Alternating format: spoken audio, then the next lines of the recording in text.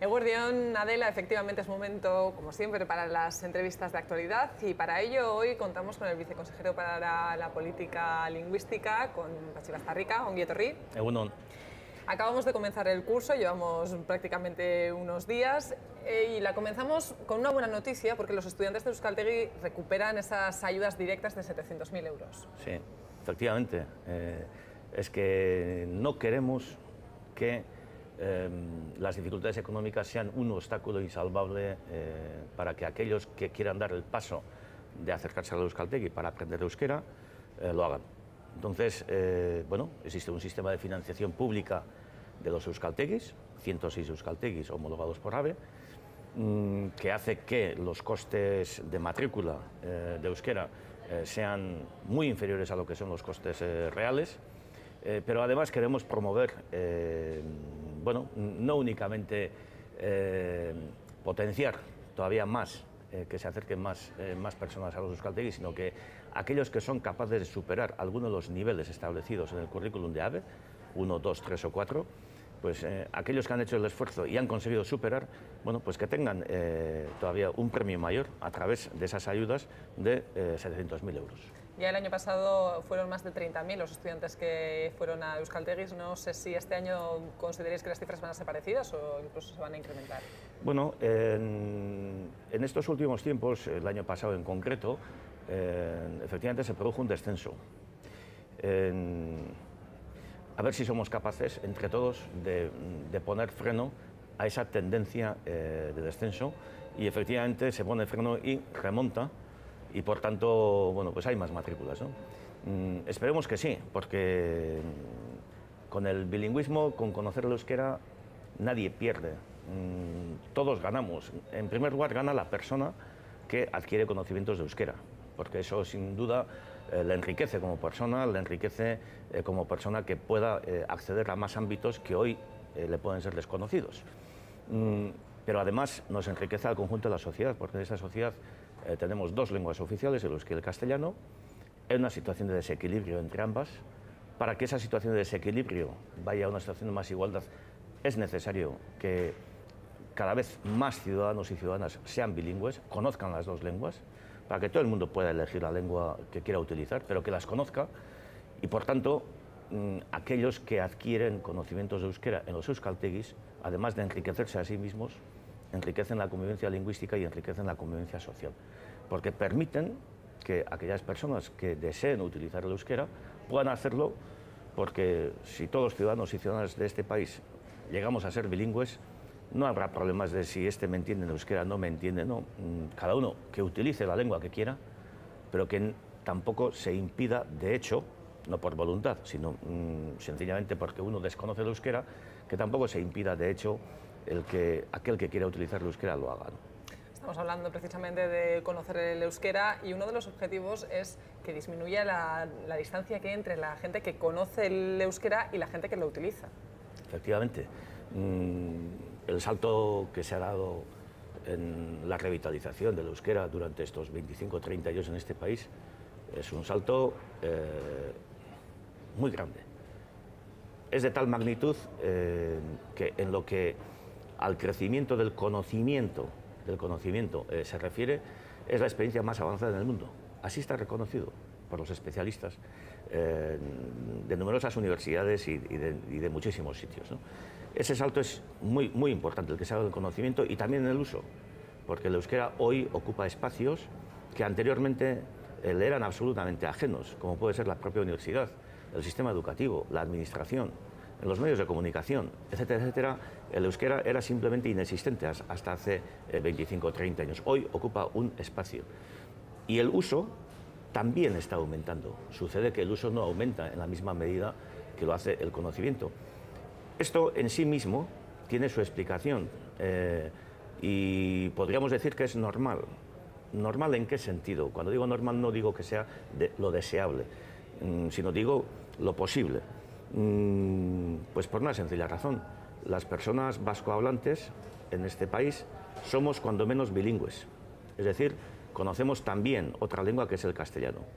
Y además, como la mayoría de la población de crecimiento del euskera se está generando a través del sistema educativo y a través de los euskaltegis, esto quiere decir que para muchos vascohablantes de hoy, el euskera es su segunda lengua.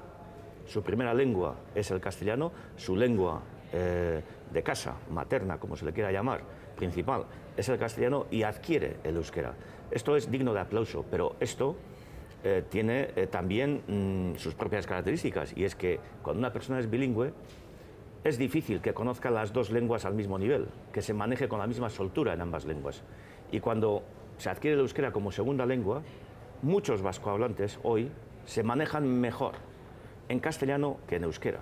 Con lo cual, más allá de los ámbitos formales, como puede ser los servicios públicos, servicios de sanidad, etcétera, en los ámbitos informales, de relación de familia, en esos ámbitos, pues a mucha gente, aunque conozca el euskera, incluso aunque haya hecho el esfuerzo de aprender euskera siendo adultos, yendo al euskaltegi, bueno, pues pasan al castellano. Entonces, la distancia que hay entre el conocimiento y el uso, hay que entenderlo en claves sociolingüísticas, en el sentido de que todas las investigaciones, por ejemplo, nos indican que la lengua materna, por hablar en términos hasta ahora, ¿no? Vigentes, hoy se dice la primera lengua, o la competencia lingüística que tú tengas en euskera con relación a la que tengas en castellano, o el contexto sociolingüístico en el que una persona viva, es decir, si es un ambiente, un entorno más euskaldun o menos euskaldun, que todo eso, además de la voluntad y del grado de identificación de cada persona con el euskera, todos esos factores inciden directamente en el nivel de uso. Por tanto, yo resumiría con lo siguiente: sin la escuela, sin los euskaltegis, no es posible revitalizar el euskera, pero solo con la escuela o solo con los euskaltegis tampoco. Necesitamos, por una parte, que en la familia se transmita el euskera cada vez con mayor intensidad, por una parte, y por otra parte necesitamos que en los diferentes ámbitos de la vida social se vayan generando cada vez más oportunidades de uso del euskera, sea el mundo laboral, sea el mundo del ocio, el mundo del deporte, en diferentes ámbitos, el mundo del comercio, etcétera, etcétera, y que los vascohablantes que lo deseen, pues puedan hacer uso de la lengua con naturalidad y normalidad en los diferentes ámbitos, no solamente en la escuela, sino en los diferentes ámbitos de la vida social. El uso y el conocimiento precisamente son las líneas maestras del plan de fomento del euskera que acaban de aprobar. ¿Qué novedad propone con respecto a campañas anteriores?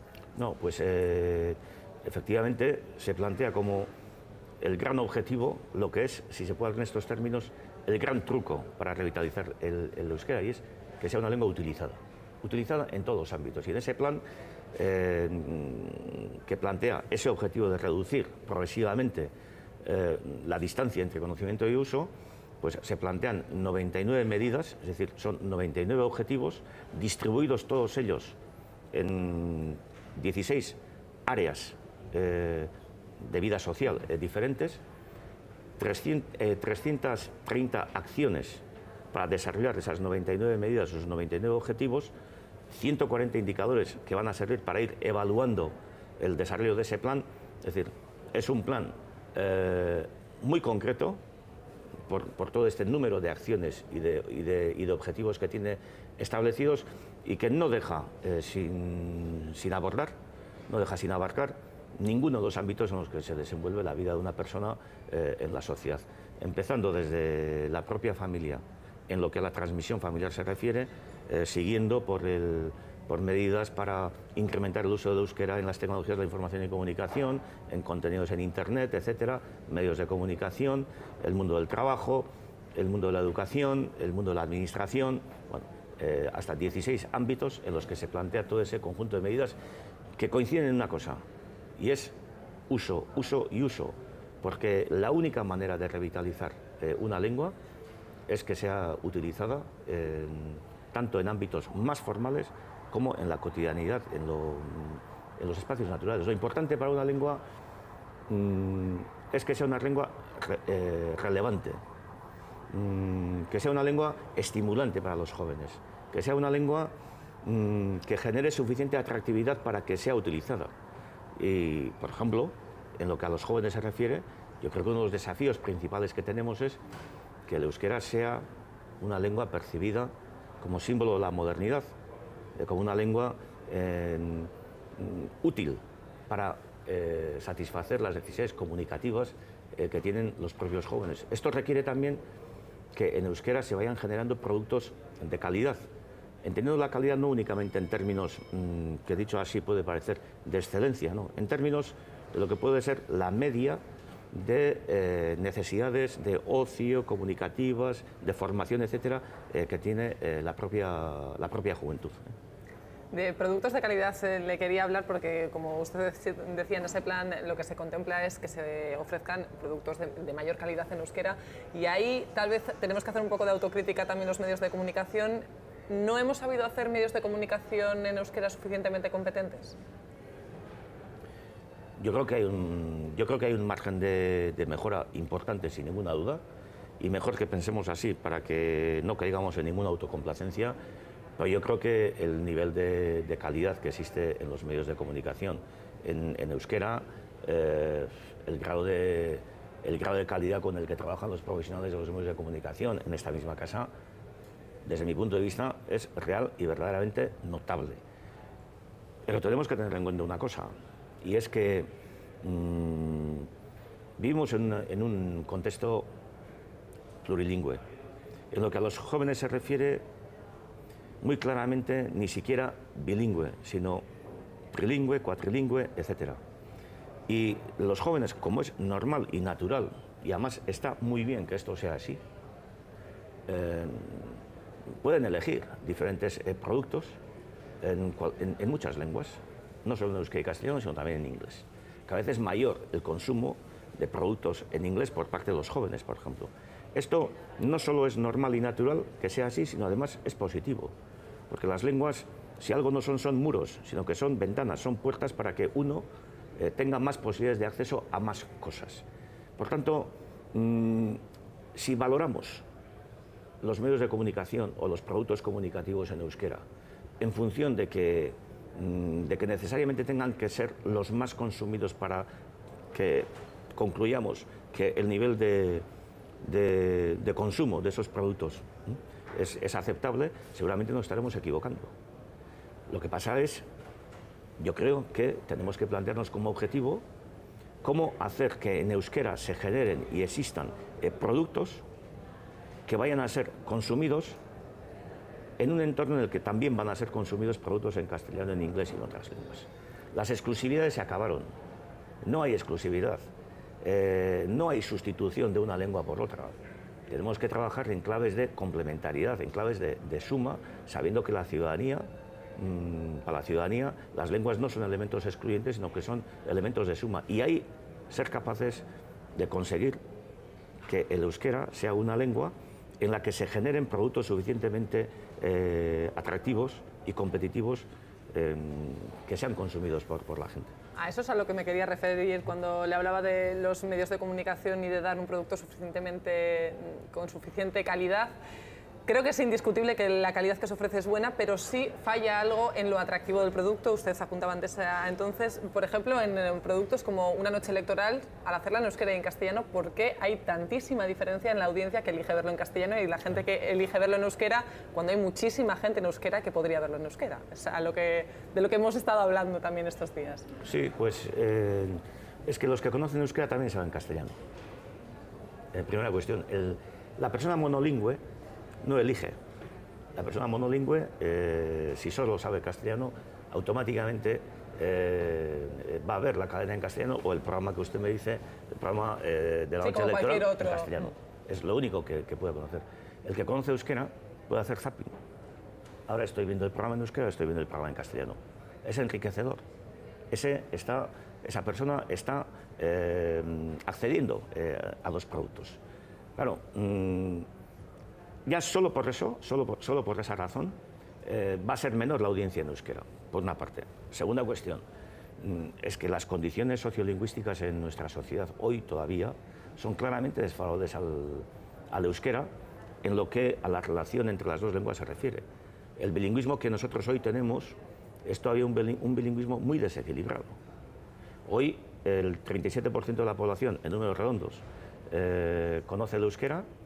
El 37% de la población desconoce completamente el euskera y solo conoce el castellano, tal vez el inglés o alguna otra lengua, pero desconoce completamente el euskera. Es decir, hay una especie de empate técnico entre quienes saben euskera y quienes no saben, y hay un 25% de población que entiende euskera, pero no puede expresarse hoy todavía en esa lengua. En esa situación de desequilibrio, todas las condiciones que se producen en la sociedad, a no ser de que sean actuaciones específicamente diseñadas para impulsar el uso del euskera, digamos en el mercado normal, las condiciones son favorables al castellano, porque hay una mayoría que te lleva, que inclina la balanza hacia ese lado, ¿no? Pero esto no quiere decir dos cosas, ni que el producto en euskera como tal sea de menor calidad, ni tampoco quiere decir que no haya que mejorar la calidad de los productos en euskera. No debemos bajar la guardia y sabemos que en eso nos jugamos mucho, sabemos que el euskera tiene que competir con el resto de las lenguas, sabemos que el euskera tiene al lado una lengua de una fuerza impresionante, de las lenguas más poderosas en cuanto a la penetración social se refiere del planeta, y por tanto, bueno, pues está obligada a acertar más que ninguna otra lengua para que sea una lengua de uso normalizado, no bajar la guardia. Bueno, pues con ese mensaje vamos a retomar el tema del plan de fomento del euskera, del uso del euskera que presentaban. Es un plan que diseñó el PSI, que a usted que comenzó a diseñarlo y que a usted le ha correspondido desarrollarlo y presentarlo. No es exactamente así, ¿eh? Vamos a ver, el ESEP, el plan de promoción del uso del euskera, viene a ser el cumplimiento de la conclusión del proceso de Euskera 21, que fue un proceso de debate y de establecimiento de bases para la política lingüística de principios del siglo XXI, que fue aprobado en el año 2009 por el Consejo Asesor de Euskera por unanimidad, y posteriormente también fue aprobado, eso fue impulsado por aquel anterior gobierno, en el que yo era viceconsejero de Política Lingüística, y fue aprobado posteriormente por el propio Parlamento. Como la conclusión decía que había que adaptar y actualizar el EBPN, aprobado en el 98, a ese nuevo plan, es cuando el Consejo Asesor de Euskera, por impulso del anterior gobierno, del gobierno socialista, presidido por Patxi López, por impulso de este gobierno, el Consejo Asesor de Euskera, en el año 2011, precisamente, se pone a elaborar este plan que acaba de ser ratificado por el Parlamento. Es decir, no es un plan, ni el anterior era del anterior gobierno, ni este es del gobierno socialista, es un plan del Consejo Asesor de Euskera, en esta última fase impulsada por el gobierno socialista, afortunadamente, aprobada por el propio gobierno socialista y asumida por este gobierno y asumida en este momento por el Parlamento. Y este recorrido, que puede parecer un poco lioso, creo que es importante subrayar porque demuestra una cosa, y es que el ESEP, este plan, cuenta con un nivel de consenso político muy importante. Cuenta con un nivel de consenso social importante porque ha sido elaborado y aprobado por el Consejo Asesor de Euskera, donde se reúnen diferentes sectores de la sociedad que están trabajando en el ámbito del euskera, y posteriormente ha sido aprobado por el propio gobierno socialista anterior, asumido por este gobierno del PNV y ratificado por el Parlamento con el apoyo expreso del Partido Socialista, del Partido Nacionalista Vasco y con un sí crítico del Partido Popular. Que cuente con este nivel de consenso creo que es una garantía de su éxito. O dicho de otra manera, cualquier plan de promoción del uso del euskera o de política lingüística que no descanse en un amplio consenso social y político difícilmente puede tener éxito. Este plan, desde ese punto de vista, al menos ha empezado bien su andadura, y yo creo que de eso todos tenemos que estar satisfechos. Hecha esa aclaración, sí. Usted defendió que no se quiere obligar y tampoco impedir. Sí, efectivamente. Y este es un principio que es de aplicación a este plan, pero es de aplicación a la política lingüística que nosotros estamos desarrollando y vamos a seguir desarrollando desde el Gobierno vasco, que es el de no imponer, no impedir, sino fomentar y garantizar. Es decir, todas estas discusiones que se generan a veces, que son discusiones muy interesadas, muy partidistas, de si esto es una imposición, no es una imposición, vamos a ver. Ninguna lengua puede conseguir su revitalización en la sociedad a través de una supuesta imposición. Pero es que si en algo no ha habido políticas de imposición, con independencia de que haya habido cosas que se puedan haber hecho mejor, cosas que no se hayan hecho bien, evidentemente, pero en la política lingüística que se ha desarrollado en Euskadi en estos 25 o 30 años, no ha habido imposición. No se puede llamar imposición, como algunos lo hacen, a que el Parlamento Vasco, que representa la voluntad popular, adopte con un amplio consenso, como aprobó la ley del euskera en el año 82, por ejemplo, u otras leyes del sistema educativo, toda la normativa legal que existe en este país, que ha sido aprobada y con un amplio consenso, no con un 51-49, sino con un consenso mucho mayor. El estar en desacuerdo con esas políticas a nadie debería llevar a tratar de condenarlas en términos de imposición. No es imposición, es cumplir con la voluntad popular, es cumplir con la voluntad y la adhesión que la inmensa mayoría de esta sociedad tiene respecto al euskera, que quiere que el euskera no retroceda, sino que vaya avanzando. Por tanto, no solo pienso a ciegas que la imposición no es un buen camino, sino que creo que los hechos demuestran que no es la imposición la vía que se está utilizando. Y no impedir, ¿por qué? Quiero decir, porque el impedir es una imposición pasiva. Es decir, si se impide de hecho que cualquiera pueda utilizar la lengua de su elección con total naturalidad, si eso se impide, de facto, se está produciendo una imposición también pasiva. Entonces, no impedir, no imponer, sino promover, fomentar y garantizar. Es decir, el objetivo final es que cada ciudadano en este país con dos lenguas, en una situación de igualdad de oportunidades de uso de ambas lenguas, cada ciudadano efectivamente pueda ejercitar la libertad de elección de la lengua. Hoy todavía, para que esta formulación sea efectiva, todos sabemos que la opción de elección del euskera se encuentra con dificultades para poder ser llevada a la práctica en determinados contextos y en determinados ámbitos. Por eso necesitamos política lingüística. ¿Para qué? Para respetar los derechos lingüísticos de todas las personas, sean para utilizar el euskera o sean para el castellano, y segundo, para fomentar el ejercicio del derecho a utilizar el euskera, porque hoy todavía el ejercicio de ese derecho se encuentra con limitaciones en la sociedad debido a ese desequilibrio social que existe todavía entre el euskera y el castellano. Progresivamente, con mucho realismo, con mucha tenacidad, pero con mucho sentido común, con mucho pragmatismo, porque no hay que dejar a nadie en la cuneta. Yo creo que en Euskadi, cuando hablamos del tema lingüístico, también tenemos que pacificar mucho el lenguaje, tenemos que entender que aquí no estamos divididos entre los amigos y los enemigos del euskera. No, el único enemigo del euskera, si es que lo hay, sería aquel que quisiera impedir el uso del euskera.